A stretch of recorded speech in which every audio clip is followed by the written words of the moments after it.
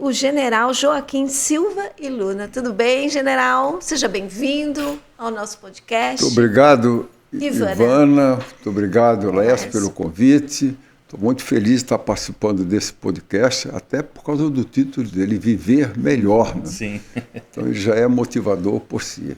E oportunidade de conversar com aqueles que nos acompanham aí nesse podcast, que imagino que tem uma plateia bastante importante. Sim. Porque esse é um tema que interessa a todos. Né?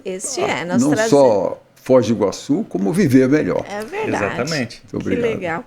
Que legal. General, para começar, eu gostaria de perguntar e pedir, né, que falasse um pouquinho da sua história de vida, carreira profissional, né? Nós sabemos que tem bastante conteúdo para a gente conhecer melhor o general, né? Anos vividos, né? Anos vividos. Eu sou nascido, costumo dizer, na zona da mata do interior de Pernambuco. Isso aí é uma localidade próxima à cidade de Barreiros. Eu sou natural de Barreiros porque meu registro é de lá, mas era uma localidade que nem na cidade era. Perto de uma família bastante humilde. Eu começo a lembrar de mim a partir dos 4 anos de idade, quando eu fugi de casa para ir na escola. E meus pais descobriram uma semana depois. O dia que meu pai descobriu que eu estava indo para a escola sozinho, ele falou: meu amigo, você já pode ir para a escola sozinho, então você já pode trabalhar. Naquela família, os pais queriam que você trabalhasse para ir para o bem da família, ser uma mão de obra a mais. Né? Meus pais eram analfabetos, então a educação para eles não tinha importância de nada. Antigamente fazia bastante filho para ajudar na roça, sim, né? Era mais mão de obra para ajudar na roça. Sim, então, eu fui, e aí comecei a fazer trabalho daquela época. Eu costumo brincar, eu comecei a trabalhar com 4 anos de idade.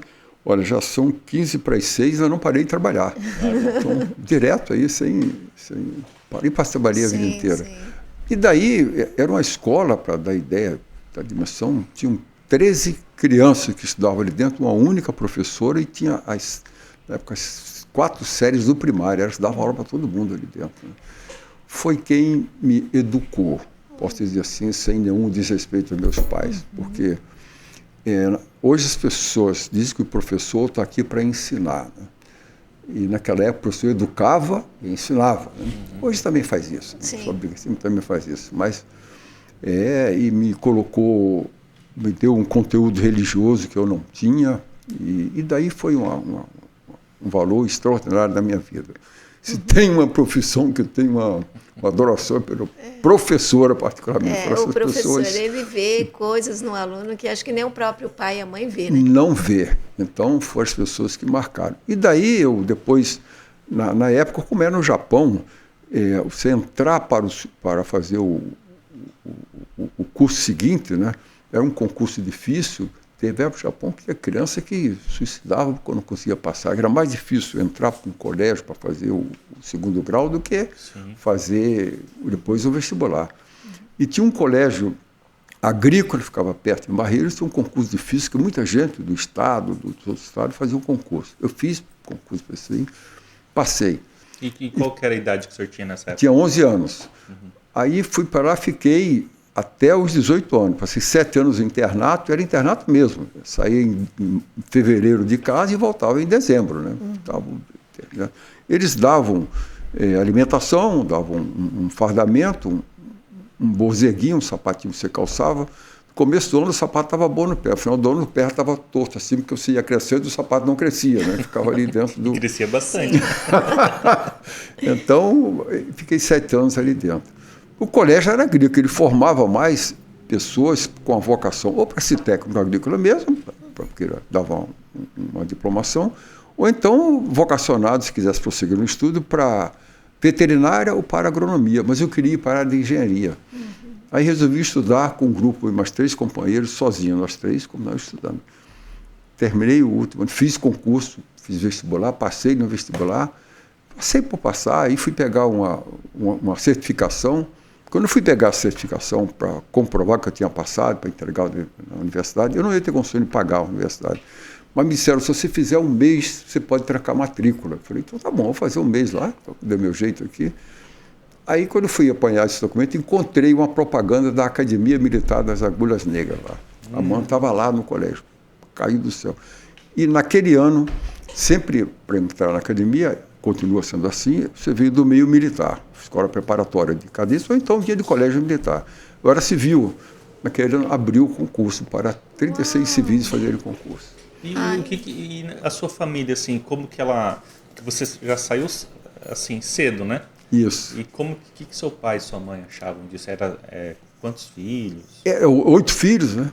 E tem filho que tem irmão meu que nasceu, eu já tinha saído de casa. Então, eu sou do meio aí, então quando eu nasci, eu vim conhecer ele depois. Eu brincava com ele, tinha mais amizade com o meu companheiro de turma do que contigo, que eu não te conheço. Sim. Mas daí meus pais apoiavam a distância, mas apoiavam. Eu não tinha muito como contribuir com isso. A educação, né? Eu não tinha, ele queria sobrevivência mesmo, né? Viver. Desses anos todos do colégio aí, eu vi esse negócio do concurso, consegui me inscrever, ser aprovado no concurso, era muito difícil.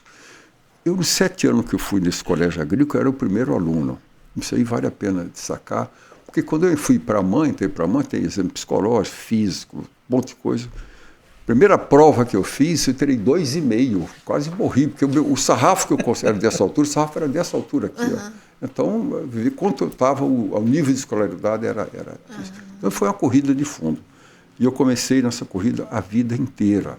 Porque se eu não conseguisse ser bem classificado, primeiro era desligado da escola, da mãe.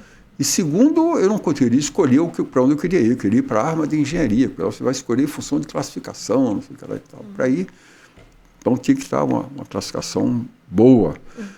Consegui fazer isso aí. Então, foi uma corrida de fundo, superação. E a vida inteira foi isso. Aí fui para a arma de engenharia e passei quase 30 anos na Amazônia, não seguidos. Como tenente, como capitão, depois voltei como major, depois voltei como coronel para comandar o batalhão de engenharia de construção, trabalhando com obras de engenharia. Então, se tem uma coisa que eu conheço bem, é asfalto, é ponte, é estrada, é construção civil, eu conheço bem. Passei muito tempo fazendo isso. E nesse período a gente sai para fazer curso de pós-graduação, de doutorado e tal.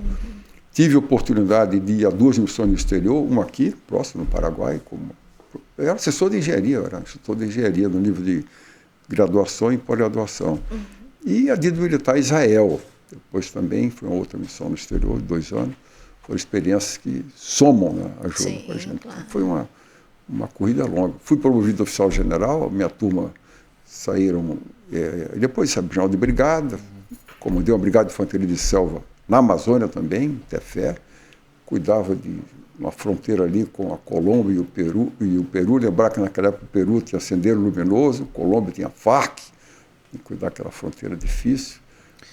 Depois... General, você estava falando aqui, foram 30 anos aí, né? No Exército, só na Amazônia. Isso, a maior parte do tempo na Amazônia. E essas indas e vindas, e também foi para Israel, e você é um homem religioso. Como que foi a saída para Israel? Qual foi o sentimento estando em Israel? Conta um pouquinho para a gente. Tem algumas coisas, eu costumo dizer que tem uma série de decisões na minha vida que eu tomei, eu acho que a mão de Deus interferiu ali, indicando o caminho. Decisões que eu disse não, oportunidade que surgiram, eu disse não, oportunidade que surgiram, eu disse sim, e estava, quero dizer que ela era bala para aquela, era o acerto para fazer.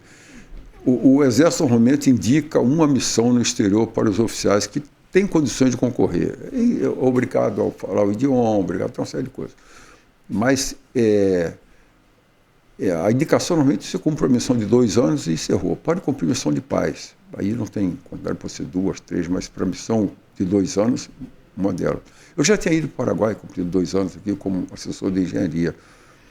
Quando eu estava fazendo um curso de doutorado, apareceu a nomeação de novo para ir para Israel.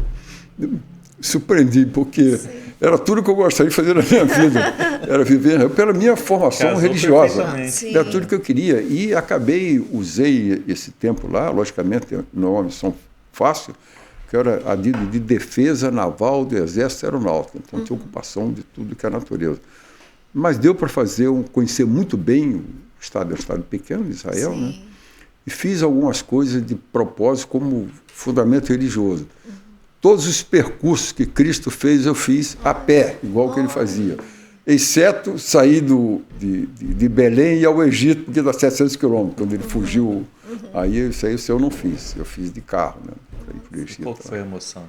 Não, uma emoção muito grande. Entrar em Jerusalém, entrar no Belém, local onde nasceu, entrar no Santo Sepulcro, local onde tem o pé da cruz, ir a Belém, ir a Cafarnaum, ir a Galileia. Nossa, então, legal, é uma experiência assim, fantástica. Para mim e para a família toda que me acompanhou, né?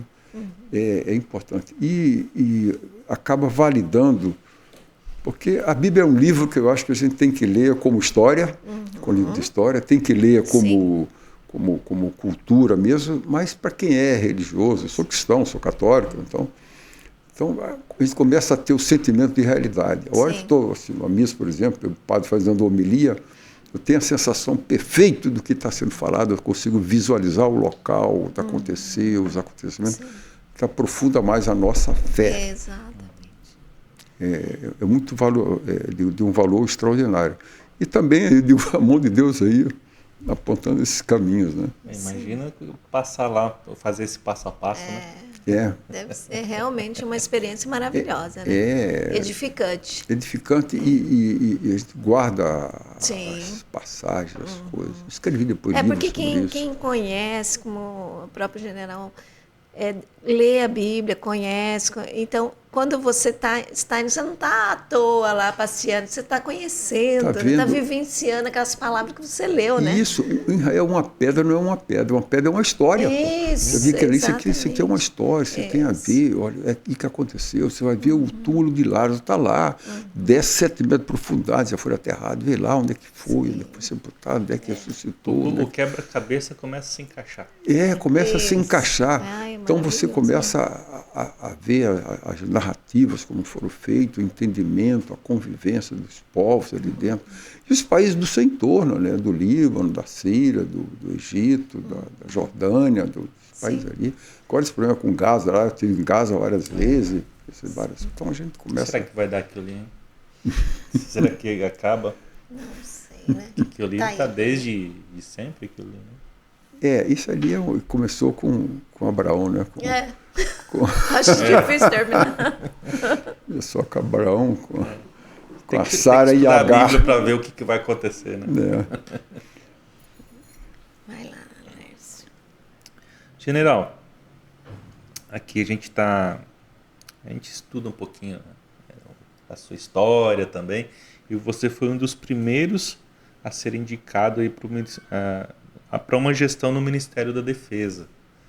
Porque foi criado em 1999 e nunca teve alguém do Exército. Um militar nunca teve. Fui o primeiro militar a ocupar o cargo de ministro da Defesa. Quando eu fiquei, quando terminou meu tempo, que isso pode ficar no máximo 12 anos como oficial general, se for promovido, né? Se for promovido a general de brigada, divisão e exército. Fica 4 anos em cada posto desse e depois terminou o período dele. Eu, os 4 anos como general do Exército, fui chefe de Estado-Maior do Exército, que é o cargo máximo que você pode ocupar, porque o comandante do Exército é um cargo do militar da reserva. No dia que eu passei o cargo, fui convidado pelo então ministro da Defesa para ir para o Ministério da Defesa, para a Secretaria-Geral, que cuida do orçamento das 3 Forças Armadas. Você dividir orçamento para pagamento pessoal, para custeio e para investimento com 3 Forças Armadas não é fácil, é uma guerra ali dentro. Um está preocupado com o navio, outro está preocupado com o avião, outro está preocupado com o seu blindado. Você tem que atender a todos? Tem que atender ali e negociar e chegar a um entendimento. Né? Então eu consigo fazer. Depois fui nomeado ministro da Defesa, no governo Temer já. Sim. Então ocupei ali o cargo de ministro da Defesa no período bem difícil. Foi a eleição, da época do período da eleição do Bolsonaro, foi o período... aquele problema que aconteceu com a Venezuela, teve todo aquele acolhimento, a Operação Acolhida lá em Pacaraima, intervenção no estado do Rio de Janeiro, garantia da lei da ordem do Rio de Janeiro, teve aquela intervenção nas polícias militares, teve greve dos caminhoneiros que parou o país. A gente tinha na média de 40 mil homens nas ruas todos os dias ali, a gente tem que cuidar de tudo isso ali. E é uma pressão, né? Total. E ter equilíbrio para tomar boas decisões, para conversar com as pessoas, tem uma boa equipe também, com o governador, ter uma boa equipe. Mas foi feito tudo isso. No dia que eu passei o Ministério da Defesa, o Bolsonaro tinha 2 dias como presidente. Ele foi lá na solenidade. Eu lembro de ter terminado a minha fala dizendo o seguinte: a gente fez os agradecimentos, né? E no final eu disse assim, bem, agora agradecer a Deus, dizendo que ele não precisa acordar mais tão cedo para ouvir minhas orações. E ele usou essa expressão e disse, não, peraí, não dá para botar o pijama ainda não, tem outra missão para você. Aí, não parou por aí, né? Itaipu, vamos para Itaipu, para cá. Um mês depois, tempo de circula aí, porque se passa pelo conselho, passa pelo... Viemos para Itaipu, ficamos... O meu projeto de 4 anos, com 2 anos eu recebi outro desafio, né? E o general, você, assim, você não conheceu Foz do Iguaçu quando você veio para Itaipu, você já vinha para cá antes, já conhecia Foz do Iguaçu? Já conhecia. Quando eu morei em Assunção, no Paraguai, os 2 anos, eu vinha... Todos os finais de mês eu vinha a Foz do Iguaçu, saí de lá, parava no Coronel Oviedo, entrava aqui. Lembro bem que as 2 principais bairros que eu visitava aqui, por que pareça, eram Jupira e Vila Portes, que eram depois ali. Eram os 2 bairros que precisavam de cá, porque para cá tinha quase nada, era terra, era pouca coisa. Né? Visitava ali, conhecia a cidade. Quanto tempo isso? 2 anos, foi de 92 a 94. 92 a 94. Então, meu contato surgiu a partir daí, minha ligação, minha afinidade. Meus filhos falam Guarani naturalmente, né? Tem uma filha que se alfabetizou em espanhol, então a gente acaba trazendo uma vivência boa aí para... E aí, o que você achava da cidade quando você via? Naquela época, porque existem duas carreiras que estudam geopolítica no Brasil. Quais são? A carreira militar para o oficialato, né? E o Itamaraty, o MRE. A pessoa não estuda geopolítica, entender a geografia e a política, como é que eles se conformam. Então, você tem ideia da importância de Foz do Iguaçu. Você tem ideia da importância da tríplice fronteira que é, desde aquela época. Vou dar um exemplo. A Itaipu, ela não existe para ser uma hidrelétrica, existe para resolver um problema de fronteira. Ela diz aqui, toda a fronteira do Brasil, ela é uma linha de fronteira, são 10 países. Com o Paraguai não é uma linha, é uma faixa de fronteira. Havia discussão sobre, era a 6ª queda, na 5ª queda, não sei o que lá e tal. Depois, diplomaticamente, é considerado uma solução, o mundo inteiro se orgulha de ter uma solução desse tipo. Se transformou um problema numa solução. Então, tem um rio aqui, vamos alagar o rio, faz uma barragem ali na frente, fazemos a hidrelétrica, e aí ficou uma faixa de fronteira. Hoje a fronteira do Brasil e Paraguai é uma faixa, não é uma linha. Então ela surgiu de uma consequência para uma solução diplomática de fronteira. Nós somos... E aí você recebeu a missão do Bolsonaro para cuidar da maior hidrelétrica do mundo de produção de energia elétrica. Caramba, que desafio, né? E vim para cá e a única orientação assume Itaipu. Chegando aqui, a experiência que a gente já tem de vida, de governança de grandes... porque o Ministério da Defesa é efetivo de 400 mil homens, um orçamento que é o 2º maior dos ministérios, então é uma coisa... Um costuma trabalhar com grandes orçamentos, grandes, eu diria assim, números, né? Minha chegada aqui, me lembro ainda do pousando no aeroporto, me assustei com a qualidade do aeroporto, embora tivesse vindo muitas vezes aqui, mas nunca, sempre vinha de voo de FAB, então não me ligava muito. O aeroporto é o inferior ao aeroporto do interior do Nordeste. Nosso aeroporto daqui, eu me lembro, depois que ele vai ter que mudar. Sim. Pensamento meu na chegada aqui. Eu vou morar em Foz do Iguaçu. Era o primeiro diretor em 40 anos a morar em Foz do Iguaçu, onde que eu morava. Depois conversei com meus diretores, vocês precisam vir para cá, preciso de vocês todos os dias aqui, inclusive sábado e domingo. Aí, vamos trazer a empresa toda para Foz do Iguaçu. Isso aí já é problema de justiça que deu, decisão judicial, perdemos primeira instância, ganhamos segunda instância. O dia que ganhou, se extingue o prédio, 12 andares que tinha lá, que era uma despesa monstruosa lá de graça. 246 pessoas viviam lá, né? Todos os diretores lá. E assim, e qual que foi o maior desafio? Porque assim, a Itaipu é uma potência. Né? E um orçamento muitíssimo. Qual foi o maior desafio para você na Itaipu? O que foi feito na cidade, na região aqui? Porque... Tem bastante coisa para falar disso aí. O maior desafio, primeiro, foi centralizar a empresa. Você fazia gestão de pessoas que chegavam na terça-feira e voltavam na quinta. Embora, difícil. Nem trabalhava direito. E o custo disso daquilo. Sim. Então, trazer a empresa para cá. Centralizamos todos. Decisão de extinguir o escritório lá. Trazer todo mundo para cá. Todo mundo adorou. Aí, Não sei. no começo não, mas hoje adoraram. Começou bem, hoje, e aí depois transformar isso aqui numa equipe, né? Porque isso aí as pessoas, ninguém vem para cá feliz da vida, porque a família está lá. Depois que as pessoas entenderam a importância disso, o significado disso, começaram a gostar demais. Tem história mil para contar sobre isso aqui. E aí começou a fazer de vida fazer economia com isso aqui. Nós conseguimos investir, depois volta esse assunto detalhando, 2,6 bilhões de reais em Foz do Iguaçu e no entorno. Só com economia, sem aumentar 1 centavo em tarifa de nada. Só com uma política de austeridade na empresa e com a gestão centralizada da empresa aqui. E Foz nunca tinha recebido essa quantidade nada, de nunca. investimento, Ninguém tinha investido em nada aqui dentro. A história da segunda ponte aí dentro, faltavam 10 dias para eu vir para cá, participei da reunião do presidente Bolsonaro, com o presidente Marito, lá em Brasília, eu estava como assistente, só assim. O Marito conhecia mais do detalhe da ponte, ele comentou isso, olha, não dá para começar a ponte, embora já exista o projeto, porque não tem recurso, o recurso é distribuído em outubro do ano anterior. Ele conhecia bem sobre como funcionava a Itaipu. Aí o Bolsonaro virou para mim, o que você acha? Eu digo, eu acho que ele começa no dia seguinte. E fizemos isso. O que é que foi feito?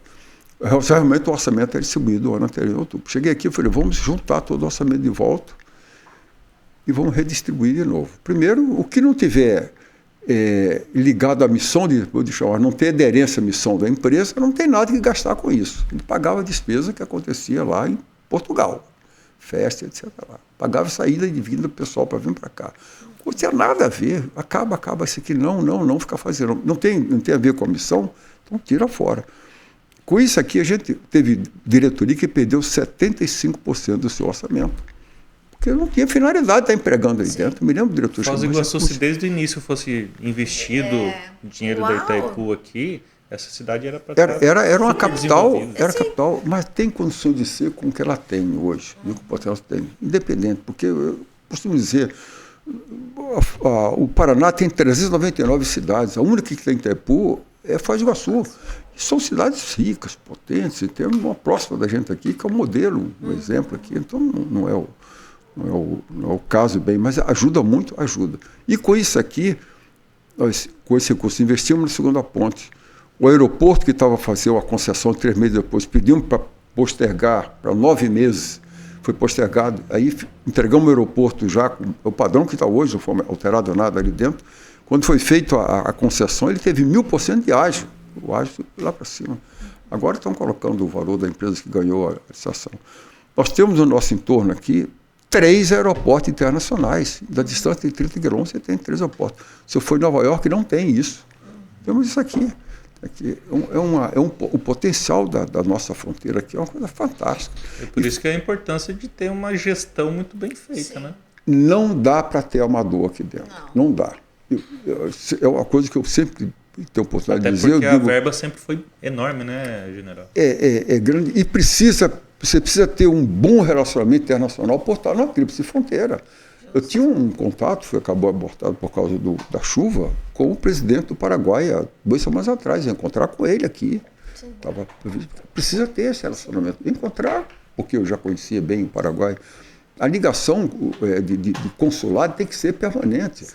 Por uma questão de determínio geográfico, nós vamos estar junto do Paraguai daqui a 1000 anos. Sim. Então, por que não ter uma convivência boa? Vamos estar junto com a Argentina daqui a 1000 anos. Por que não ser uma convivência harmônica, um ajudando o outro? Uma estratégia de cooperação recíproca, onde todo mundo ganhe com isso, em vez de estar gerando dificuldade na fronteira, gerando problema. Não. Facilita a vida, convive-se bem, né? É como um companheiro de viagem, é melhor que eu vou trocando sanduíche, contando piada com ele, vamos vivendo junto ali. Até porque não é só Itaipu, né? Nesse meio, é o turismo. É o turismo. No Paraguai, turismo aqui os melhores restaurantes aqui em Porto Iguaçu, nossa região internacional, as cataratas do Brasil e Argentina. Sim. Esse é o grande potencial, isso é uma das coisas que me motiva até pensar como pré-candidato agora, porque o potencial da região é monstruoso. Aqui é a maior tríplice fronteira da América Latina. Sim. Tem o maior porto seco que está sendo conseguido da América Latina. Justo. Tem uma tripulação de 1 milhão de habitantes que circula aqui em torno da cidade. Tudo isso aqui tem 286 mil, mas é 1 milhão de pessoas que rondam aqui dentro. Contar mais de 82 etnias aí. Mais de 82 etnias, então, e é um povo acolhedor. As pessoas, exatamente por causa dessas etnias, o espírito cooperativo é muito grande. As pessoas, o Paraná se destaca nisso, pelas cooperativas que tem. Está aí a LAR como exemplo, a terceira maior cooperativa do país, aí, porque é um espírito que já faz parte do DNA da própria formação dessa área, dessa região, dessa nacionalidade aqui dentro. As pessoas se cooperam. As religiões, eu vejo, vou à missa aqui, o padre, o bispo ali, ele tem um cuidado de nem falar de religião católica, fala nós cristãos, ele abrange todos é a unificação, né? Unifica, então ele mostra o cuidado que ele tem com a convivência com os povos. Nós estamos vivendo no Paraguai 250 mil brasileiros morando do outro lado do Paraguai, então é uma cooperação que tem que ser grande. Para isso precisa alguém com visão de um grande gestor, a cidade tem que ter uma gestão de uma empresa para fazer chama de ecossistema, né? um sistema onde as coisas se entrelaçam entre si, uma secretaria se apoia na outra, que se apoia na outra. Aqui o podcast recomenda estar ali, o podcast de ver bem, tem tudo a ver, a gente, um problema nosso aqui de saúde, né? Um problemão, mas o hospital trata de doença, trata de saúde é outra coisa. Então tem toda uma história de prevenção que ela passa desde a saúde básica, pelo trânsito, pela iluminação, pelas sinalizações, até pelos quebra-mola, que não tem sempre. Quando você é assustado com quebra-mola, boa parte dos acidentes aqui são de impacto de as pessoas têm traumatismo aqui dentro. Então tem todo um conjunto de coisas, precisa ter alguém preparado para isso aqui. Então um bom gestor, precisa ter um bom diplomata, com a de relações internacionais. E, general, e todo esse tempo que você teve no Exército, Itaipu Binacional, Petrobras, né? Vamos falar um pouquinho sobre a Petrobras. Então, você acredita que você está apto para ser um prefeito, ou hoje você é um pré-candidato. Pré-candidato. À Prefeitura de Foz do Iguaçu. Você está pronto para, caso seja um candidato e caso ganhe? Eu vou dizer, talvez vale a pena. A resposta é sim, mas vou talvez colocar de outra maneira.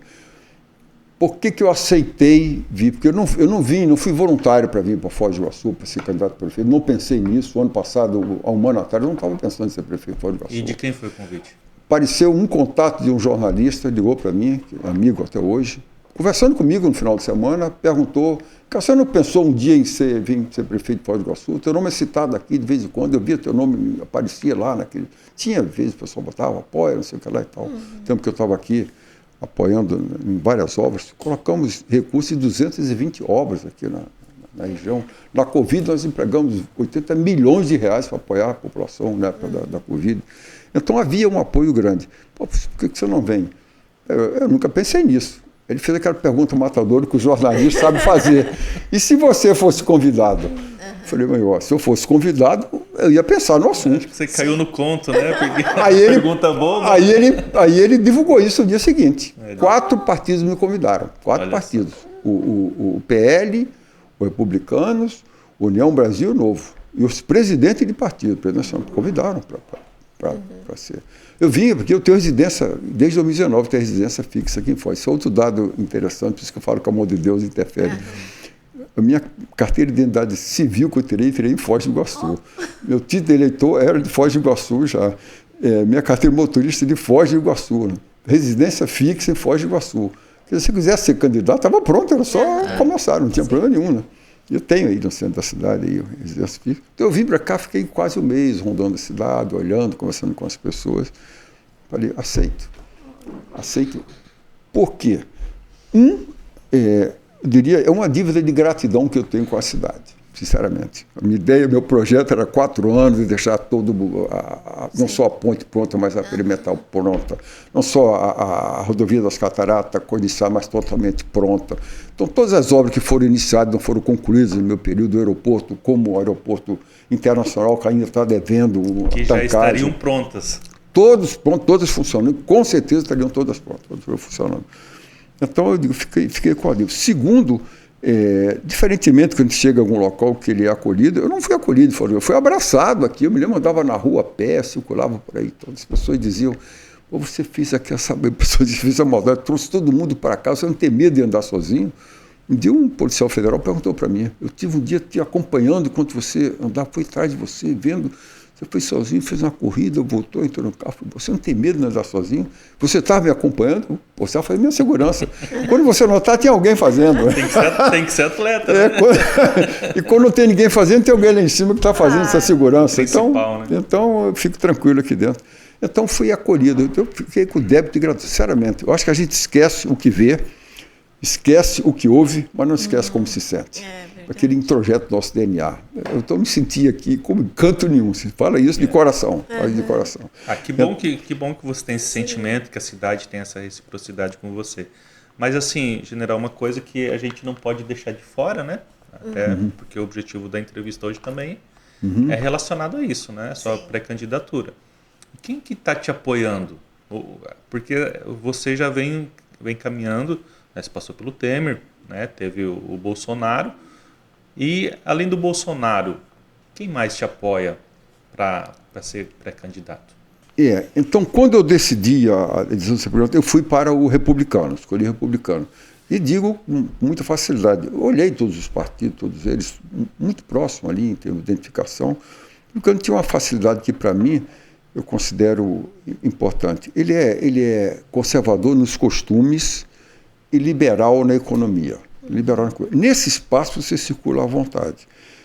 Hoje nós temos no mundo 8 bilhões de pessoas na face da Terra. Só existe um Silvio Luna, que sou eu. Eu não quero trair o projeto de Deus, então eu quero ser eu mesmo. Então eu quero ter esse espaço monobrar sendo eu mesmo. Né? Logicamente, orientações partidárias, mas eu quero exercer aquilo que eu tenho, aquilo que eu penso, aquilo que eu imagino, com a minha crença, com a minha fé, com os valores que eu acho que eu posso contribuir. Uma caixa de ferramentas que a gente vem juntando de importância. E entra a palavra dos talentos, a gente fala de religião, quem mais recebe, mais deve.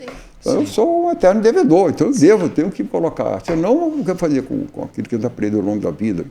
Contribuir com a cidade. Eu acho que aqui seria o local. Então, como minha missão de vida, eu falei de missão de vida, é servir. Os meus valores, o primeiro é Deus, o segundo é servir. Então, está totalmente encaixado. Se encaixa com isso aqui, consigo fazer. Tá. Só que há um mês e meio atrás, uma conversa do presidente Bolsonaro com o presidente do partido Valdemar da Costa Neto e o Ratinho Júnior estavam juntos, fizeram uma videoconferência comigo e fizeram a consulta. Como é que colocou? Ele falou, eu tenho um interesse de estar aí com você, eu tenho de ajudar, a gente trabalhou junto tanto tempo aí, então por que eu queria estar aí? Mas aqui não tem nenhum um pré-candidato a vice-prefeito pelo PL. Você não vai para o PL. Os valores são os mesmos, você não vai mudar de pessoa, não vai mudar de projeto, não muda nada. Por que não vai para o PL? Para a gente poder te apoiar melhor, fazer de forma ostensiva. Eu vou me dar um tempo, porque eu preciso conversar com o meu presidente de partido antes, eu não vou dar uma bola nas costas de ninguém. Conversei com os dois, Marco Pereira, pastor evangélico, mas uma pessoa fantástica, eu vice-presidente da Câmara de Deputados, ele acatou na hora, entendeu. Conversei com o presidente estadual, o Marcelo Almeida, também um ser humano fantástico. Ele falou, primeiro, o partido fica com você para te apoiar. Segundo, vai, que a gente apoia em tudo. Eu não mexi em nada. Eu era o presidente do partido, só saí para o outro, ficou o partido completo, com todos os pré-candidatos a vereadores, com todos os... Não saiu ninguém. Até porque o que muda é o partido, não a pessoa. Uma pessoa, e nem o projeto tampouco. Então, vim com esse apoio daqui. Depois disso aqui, o Ratinho já se manifestou extensivamente aí na vinda que deveria lançar o Porto Seco, ele já manifestou esse apoio. Bolsonaro ontem, eu tenho aqui no meu celular, ele fez uma videoconferência aqui rapidamente, comentando, vou aparecer por aí, não sei o que mais e tal. Não queria agora para não tumultuar. Falou assim muito rapidamente, mas apoia também. E, além desse apoio, são os valores do próprio partido, né? A gente defende tanto família, defende tanto conservadorismo, defende tanto pátria, defende tanto esses valores que a gente quer. E estão sendo tão desgastados, né? Então, eu acho que seria esse. E depois, o potencial que tem Foz do Iguaçu, monstruoso. Eu diria que dos 100% de potencial, até hoje, foi explorado da ordem de 80%. 80% não, de 20%, 80% está aí. O mundo mudou nos últimos 50 anos, mais do que toda a história da humanidade. Nós completamos 110 anos agora, no dia 10 de junho. 110 anos. O mundo mudou nos 50 anos, mais que toda a história da humanidade. Nós estamos com tudo isso aqui, esperando alguém que venha fazer. Faça. Porque fator humano tem, pessoas preparadas tem, formação tem, identidade tem, sentimento de pertencimento tem. Falta um gestor para cuidar disso daqui. Trazer investimentos. Para trazer investimento, nós estamos no nível municipal, mas temos o nível estadual e temos o nível federal. Então, essa relação tem que existir. Tem que existir direta e fácil. Pego, por exemplo, um secretário de obra aqui do município, e tem que se ligar com o secretário de infraestrutura do Estado, tem que se ligar com o ministro da infraestrutura do governo federal e conseguir o que for preciso necessário daí dentro. É uma corrente, né? É uma linha, e a obrigação, ele é parte, nós somos uma federação, você é um pedaço dessa federação. Não enxergar isso, ficar aqui dentro da sua bolha, ou sentado da sua cadeira, não dá. General, falando nessa... Não sei se você quer... Não te cortei, Ivan? Não. Nessa linha aí, por exemplo, política, né? Não tem como não falar sobre isso. Vamos supor, chegou a prefeitura, está alinhado com o governo do Estado, né? E a oposição, como é que fica? Porque assim, você estava com o Bolsonaro está te apoiando, o Ratinho está te apoiando, tá ok, e existem projetos que estão relacionados a Itaipu Binacional. Perfeito. Né? O presidente é da oposição. Perfeito. Você acha que isso vai interferir em alguma coisa? Eu acho que não deveria. Mas assim, vendo como está a situação do nosso país, o que você pensa disso? Olha, eu tenho, primeiro, duas convicções. E uma, aí eu deixo para... Aí é uma interpretação que eu posso fazer. Primeiro, a Itaipu, ela tem obrigação por tratado, não é anexo C, não é anexo B, é por tratado, de pagar royalties para os municípios lindeiros da Itaipu. Na realidade, paga para 390 e pouco, até Brasília recebe, 12 ministérios recebem, tem outras coisas mais que recebem royalties. Mas então já tem um valor que é atribuído a Foz do Iguaçu. Que as cidades que não são lindeiras não têm. Cascavel não recebe royalties. Nós temos uma vantagem já com relação a isso. Segundo, uma empresa, quando está dentro de uma localidade, ela tem responsabilidade social com a empresa, porque ela usa a infraestrutura da cidade. Ela usa segurança, ela usa educação, ela usa transporte, ela usa saúde, ela usa tudo da cidade. Qualquer empresa tem responsabilidade social, no seu estatuto tem responsabilidade com o meio ambiente, com tudo isso. Então, ela tem necessariamente uma obrigação com esse conjunto de coisas. Faz parte de qualquer empresa, tem isso aqui. Eu investi muito em Foz do Iguaçu quando era diretor. Não pedi de ninguém, porque achava que era um dever, uma obrigação do direto com esse recurso que tinha aqui dentro, a gente podendo fazer, porque não fazer. Realmente tinha necessidade, E tinha muita necessidade de fazer. Tinha Nunca muita investiram necessidade. A gente investiu até em Cascavel, muita coisa, em Guaíra, até na Estrada da Boiadeira, que é a ligação com o Pacífico, né? Foi feito, investido, 61 quilômetros lá foi feito. Então, eu sinto aqui. E a questão de relacionamento, eu acho que aí se constrói, né? A gente constrói com as pessoas, né? Os seres humanos estão aí para conversar, para trocar as ideias, não precisa ser... Porque o objetivo é maior, né? É aqui, a nossa região. Né? O bem é para a cidade, né? O bem é para a cidade. Tem que estar acima das diferenças. Quando eu estava aqui, lembrar, o prefeito era o mesmo. O Circo Brasileiro, na época, era PC do B. Sim. Eu, no dia seguinte, fui visitá-lo lá, e ele até fizeram uma montagem aí, perto da Monteiro, com fundo vermelho ali, montagem, mas não estou preocupando para fake news, não me preocupo com isso. Foi aprovado. Tudo que ele solicitou foi atendido. Tudo 100%. Independente disso. Teve um antigo prefeito nosso que ele conseguiu juntar, acho que 18 partidos. Sim. juntou 18 partidos para a candidatura dele. Uhum. Por que não continuar assim, né?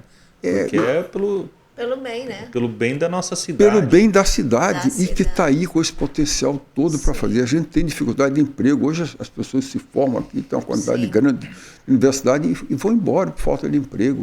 Eu atribuo, sinceramente, a quantidade de pedintes que tem aqui, movimento de droga, gente nas ruas, por falta de oportunidade de emprego. Falta de oportunidade de emprego. Mas complementando isso que você está falando, general, assim, o que eu vejo, Foz do Iguaçu tem muito emprego, mas que paga muito pouco. Porque as pessoas acabam preferindo ficar com aqueles...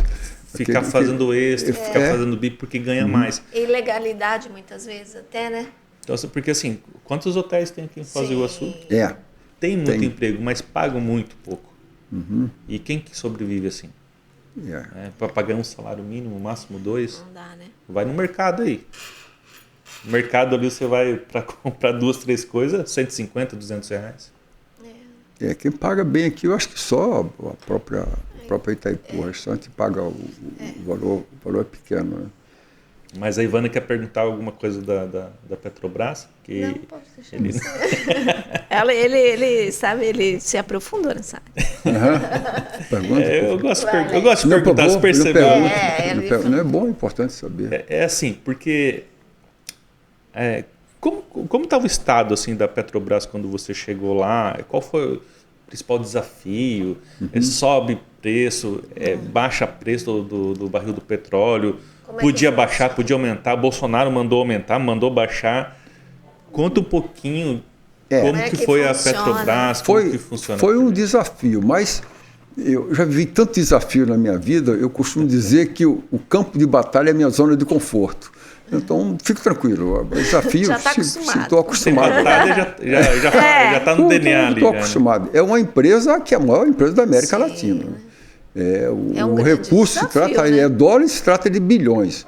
Quando eu cheguei lá, a Petrobras é a empresa mais endividada do planeta. Vou repetir.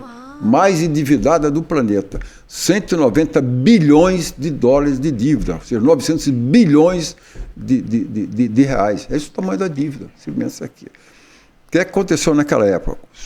Teve aquela crise energética violenta, foi a maior seca que teve aqui. Só para dar um dado, a Petrobras, ela em termos de capital, 37% ela é da União, 63% ela é privada, capital privado. Então, os investidores estão ali acompanhando, a CVM está ali acompanhando, tem 22 órgãos que acompanham, o CAD, todo mundo acompanha o que está acontecendo ali, qualquer movimento, você tem que dar satisfação, tem que dar informação, e senão vem informação, vem multa, vem tudo. Então, mas tinha o problema da dívida. Aí surgiu... o preço do petróleo começou a subir porque a OPEP também fez um corte de 400 mil barris por ano. Chegou a 102, 103 dólares o barril do Brent.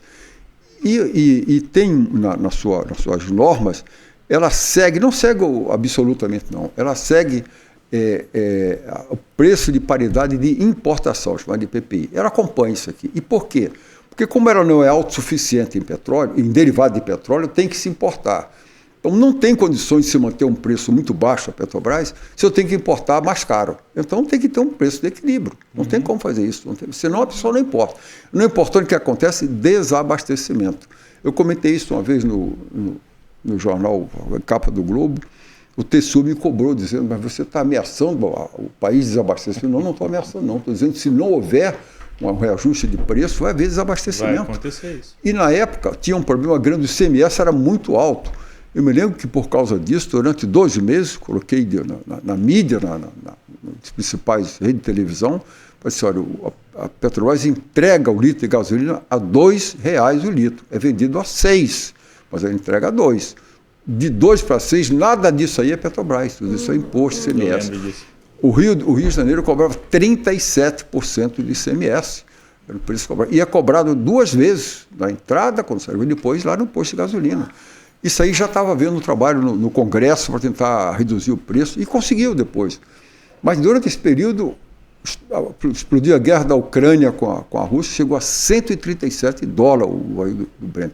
Hoje está 82, está alto, mas está 82, você vê. Está 137 dólares, então explodiu lá em cima. eu segurei o preço, 92 dias o preço do petróleo. Aí um dia, convidado lá para alguns ministros, o próprio 2 presidentes da Câmara e do Senado, para segurar mais o preço, eu falei, não tem como mais, porque senão vai haver desabastecimento. Se não aumentar o preço agora, as pessoas vão parar de importar, e entre contratar um navio e ele chegar aqui, leva-se um mês. Fazer a contratação, parar no porto, desembarcar. E não é só a gasolina, não. É o diesel, é o gás natural, para termoelétrica, essas coisas todas. Então, com isso daí, teve que ser aumentado o preço. Lembro na época que foi um aumento grande. Lembro que o presidente da Câmara disse, pode ser uma tapa na cara do Brasil, não tinha como. 3 dias depois foi conseguido baixar o ICMS, 17, ficou até o final do governo Bolsonaro, foi mantido esse preço.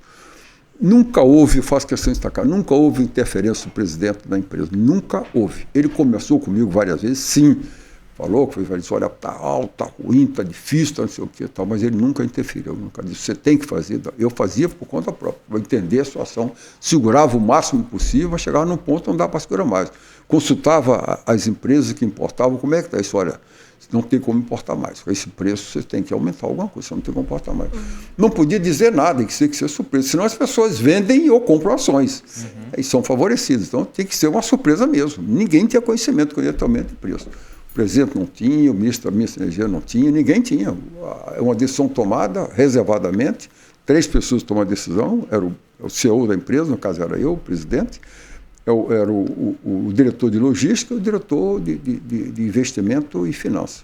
Então, nós 3 tomávamos a decisão. Até porque é uma gestão, né? É uma gestão. Porque, assim, o Bolsonaro cobrava você claro, sim. Faz que você pode coisa, fazer. É isso mesmo. É. Então, um gestor falando contra o gestor. Isso é gestor, e o período diretório, mas ele entendia que não era possível, mas ele disse, eu tenho que dizer para a sociedade que a sociedade não entende isso, que eu estou fazendo o máximo possível para tentar esse preço.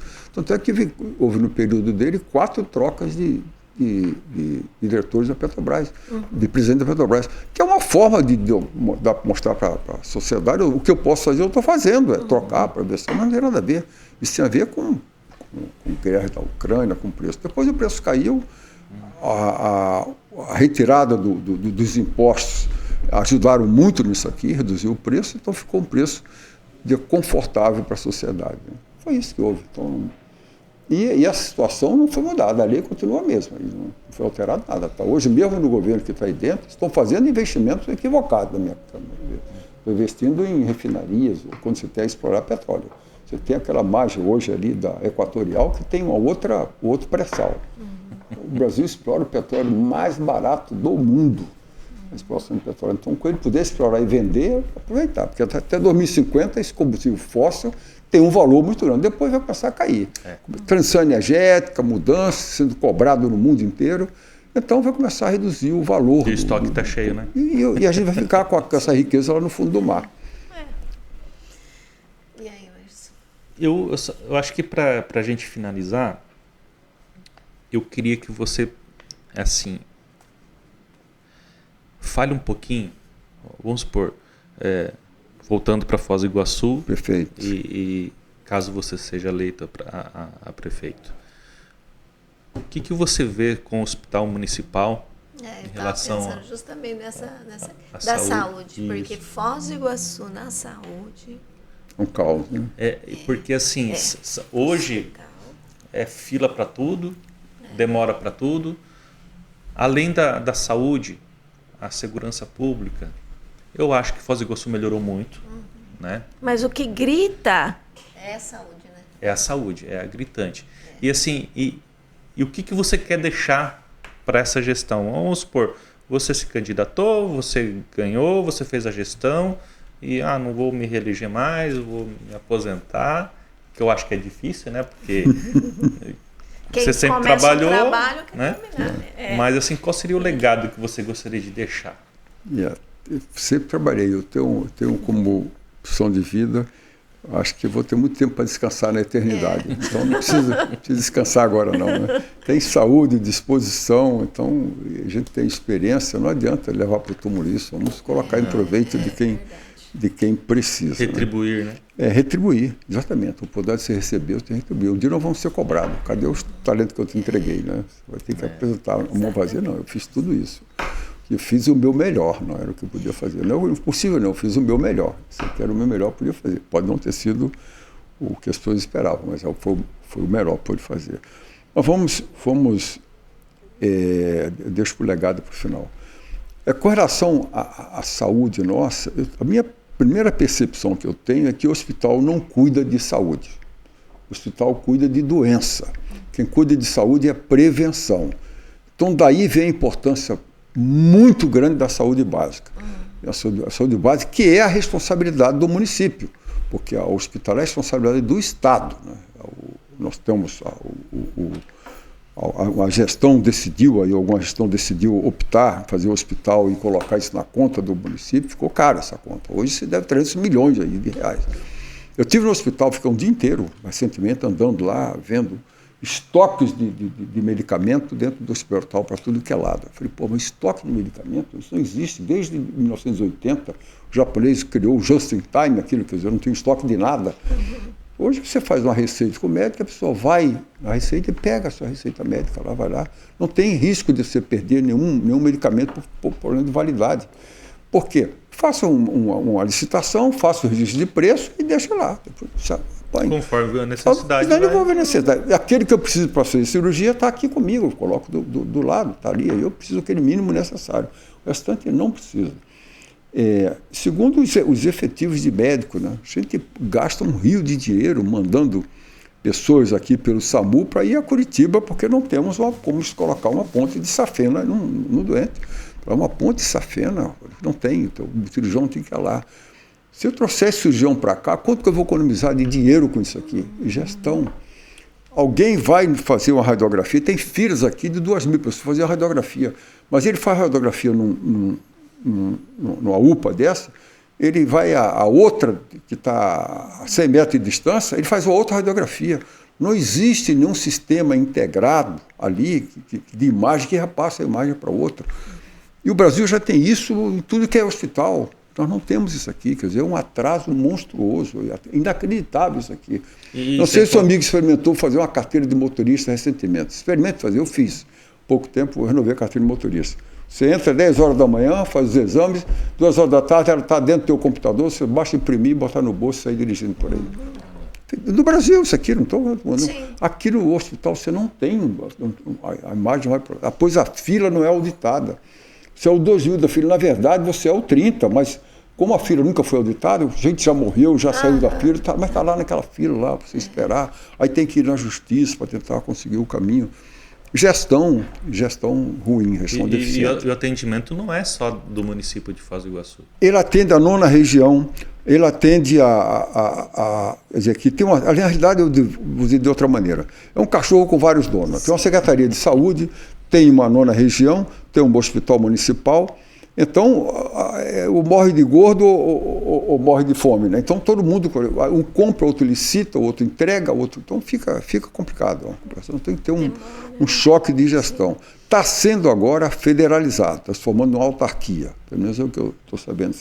Qual é a consequência disso? Vai ter que ser avaliado.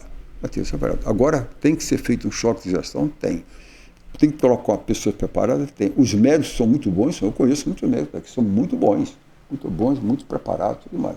Agora, eles se sentem desamparados em termos de apoio, vamos dizer assim, né, para poder prestar um serviço de saúde que a população merece. Às vezes, por mais que ele queira entregar um bom trabalho, não tem como entregar. Ele não consegue entregar. Mas a saúde preventiva, a saúde da emergência da UPA, e a própria prevenção, porque a parte preventiva começa com educação de alimentar, com uma educação sobre sono, com educação até sobre trânsito. atividade física, com trânsito, com segurança, acabo de dizer, com segurança, com sinalização, com tudo isso é prevenção para acidente, né? Então tem coisa. Nós somos a capital mundial da dengue aqui. Nós temos dentro de Foz do Iguaçu 43 rios, nascedouros, riachos, olho d'água, etc. aqui dentro. Então, tudo cheio de garrafa-pé, tudo sujo, todo. Então, os asfaltos quebrados, a moto cai dentro do asfalto, tem acidente, traumatismo para tudo que é lado. Então, isso é um problema para a saúde. Tem que ter um conjunto, por isso que precisa ter um ecossistema. E tem que ser pensada a cidade, chega como uma grande empresa. Então, uma grande empresa tem que ter uma missão. Qual é a missão do prefeito de Foz do Iguaçu? Não sei se perguntar para o prefeito, para esse, para os outros que passaram, vocês sabem qual é a missão dele. Se eu não sei qual é a minha missão, o que eu vou fazer? Porque você vai fazer aqui o quê? Veio para cá agora, fazer uma entrevista, a missão, saber disso, definiu sua tarefa. Mas qual é a minha missão? Meu cuidado da saúde só, e o transporte, assim, o transporte também. E o policiamento também, ele vai pensando assim por impulso. Pensa tudo isso, define o teu orçamento, sabe que no dia 30 de novembro você vai pagar um 13º salário. Então, no dia seguinte tem que ter um recurso, orçamento definido para isso. Atenda às necessidades. Foz do Iguaçu está separada no meio pela BR-319. Como é que eu faço? Como é que eu cuido? A 277 ali no meio, separada da cidade. Você vai ali fazer uma curva lá, monstruosa. Nós fizemos agora a perimetral, ela tinha um projeto, foi alterado, não vou entrar no mérito disso aqui, mas de qualquer maneira trouxe uma série de dificuldades. Aqui tem 35 mil famílias que moram em área que foi mandado ocupar, ocupa de qualquer maneira. A pessoa hoje, se ele quiser pegar R$10 emprestado no banco, ele não tem como comprovar que aquele bem é dele, que não pertence. Ele não tem posse, não tem propriedade, não tem domínio, não tem nada disso, então falta gestão, falta quem cuida. Nós temos 600 quilômetros de asfalto aqui dentro, tem 2 usinas de asfalto, não dá para cuidar nem da JK. JK, quando cai uma gota d'água, está inundada, está cheio de água. Por que está inundada, está cheio de água? Porque ela já está com sua capacidade de drenagem ali, a gente chama daquilo ali, já está totalmente saturada ali dentro, já está afogada, que essa expressão se usa em engenharia. Então, se cai uma gota d'água, já está afogada, está com o seu limite máximo. Então, faz o trem saída d'água, utiliza isso aqui. Nós não temos recreação é saúde, para pegar sol, pegar vitamina D, não tem. Lá está lá a prainha ali esperando, louco, porque foi feito Santa Terezinha. Na época eu estava na Itaipu, passamos o mesmo recurso para... Essa prainha tem muita história. E não foi feito. Foi feito Santa Terezinha, outro projeto, foi devolvido dinheiro para Itaipu. Nós recebemos de volta o dinheiro, porque não foi feito o projeto. Foi entregue. Então tem muita coisa para ser feita, muita coisa. Precisa de um bom gestor que cuide dessa, que entenda disso. E que conheça mesmo. O nosso asfalto aqui é um lixo. A qualidade do asfalto é um lixo. O asfalto chega numa temperatura baixa, ele é compactado, quebra todo e tem... Já tem um asfalto que a Venezuela aqui foi reformada há pouco tempo, passei lá hoje, tem uma cratera desse tamanho, asfalto novo. Então você vê que precisa de gente, e agora tudo isso não é um trabalho de uma pessoa, tem que ter uma grande equipe.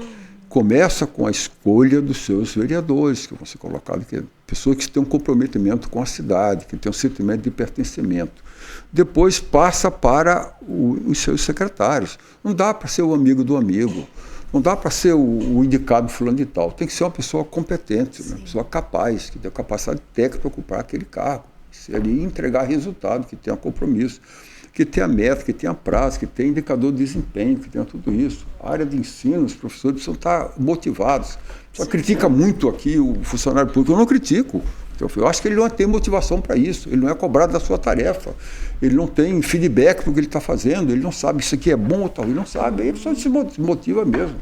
Então, lidar com pessoas não é fácil. E hoje uma empresa, ela é pessoas, processos e tecnologia. Tem que ter muita tecnologia, muita. Eu tenho empresa de tecnologia, eu conheço bem essa área aqui.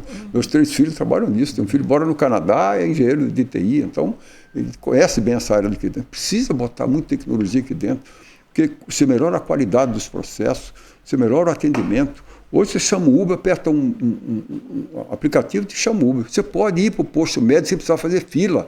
Aperta, agora é a sua vez, vem cá, você vai lá e fica lá. Não precisa nada disso.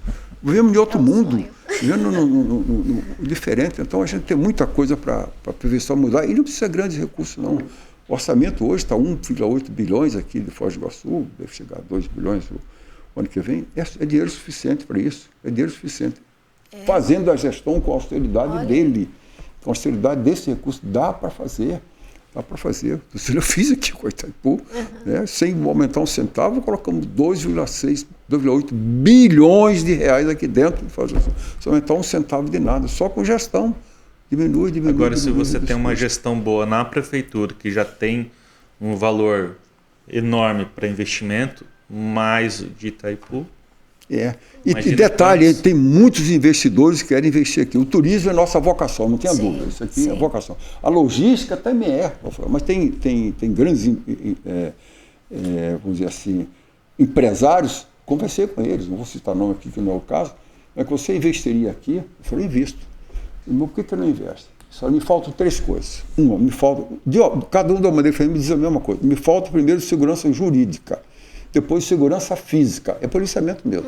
E depois me falta um incentivo mínimo, a prefeitura não dá um incentivo para que eu faça esse investimento inicial. Tudo que é prefeitura, nesse período tal você vai ter um reduzido isso, reduzido tal coisa, para ele investir. E nisso aí que você está falando, do que o empresário precisa, o empresário também precisa de pessoas qualificadas para estar prestando serviço. Só que, assim, eu bato nessa tecla em relação a salário, porque se a pessoa não ganha bem, ela não vai investir no seu perfil, no conhecimento. Né? Isso, Ele não vai ter um curso técnico, não vai ter uma universidade, não vai se profissionalizar.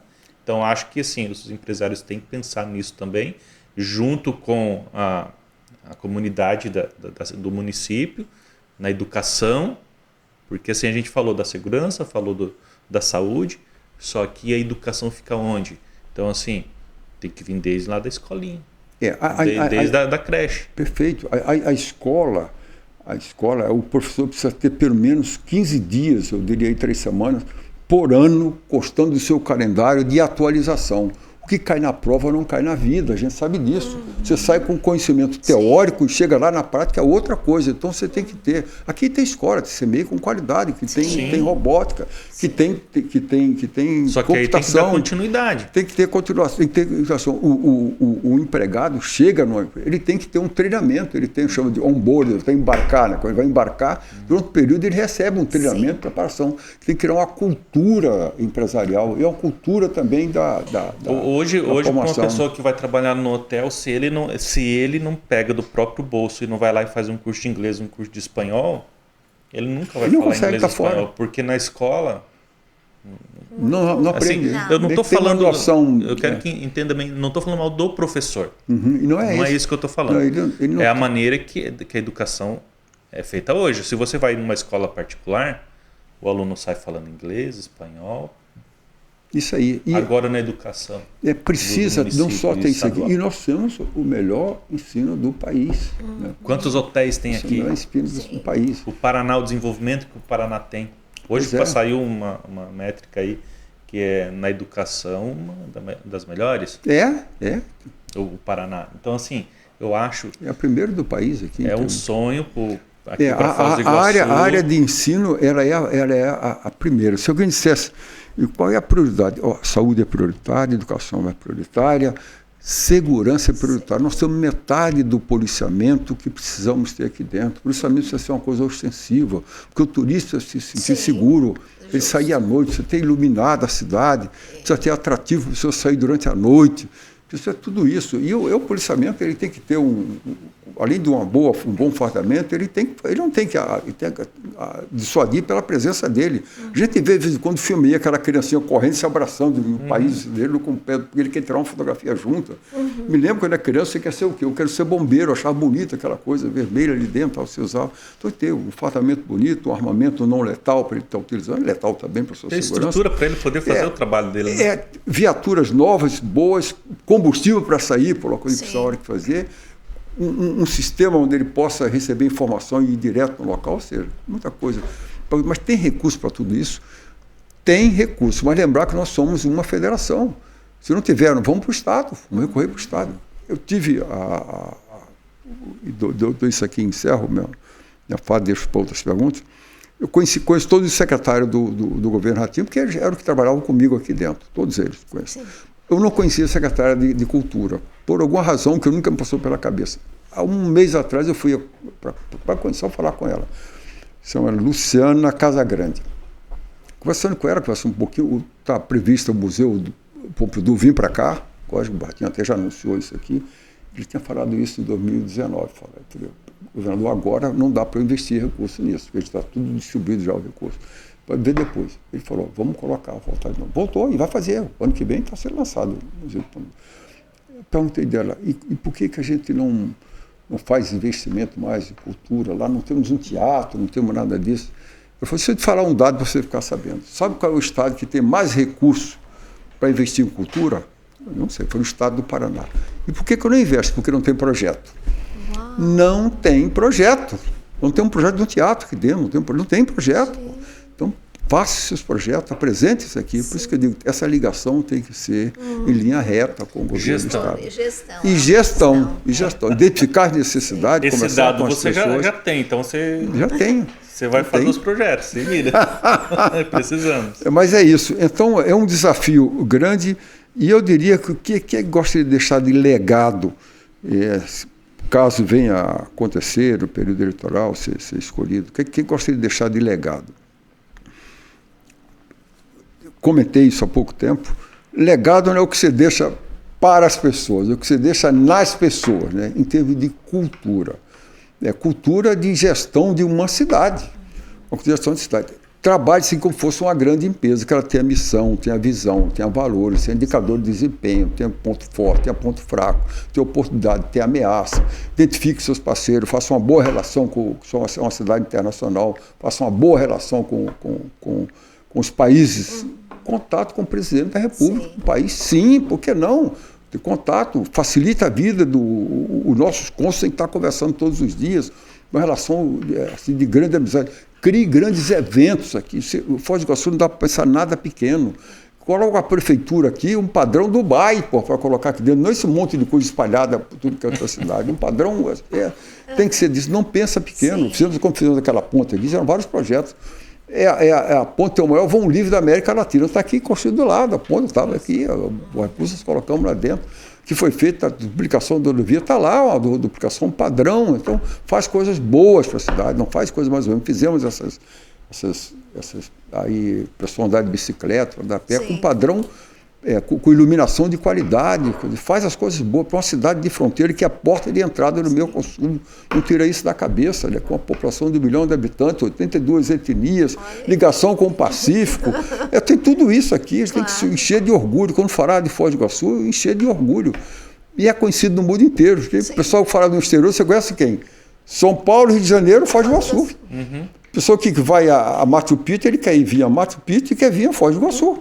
Ele vai visitar, sei lá, Camboriú, ele quer ir a Camboriú, fazer do exterior. E quer vir a Foz do Iguaçu também. Sim. Ele vai ao Nordeste, visitar aquelas praias, quer ir no Nordeste e pegar um voo e vir a Foz do Iguaçu. Então, que tenha um voo, ligação direta com isso aqui. Então, faça esse aeroporto, um aeroporto internacional de padrão que ele precisa ter, né? Exatamente. É isso, meu amigo. É um bom desafio. Motivação tem. O meu copo, para mim, está sempre quase cheio. Nunca está quase vazio, não. Otimismo não falta. A gente precisa de pessoas assim. Verdade. Né? E você... vontade de trabalhar, vontade a gente sabe que você tem. Acredito que a equipe também vai ser excepcional, né? Caso consiga aí alcançar, né, a prefeitura. Mas, assim, eu quero agradecer por ter aceito o convite. Foi uma honra para a gente, né?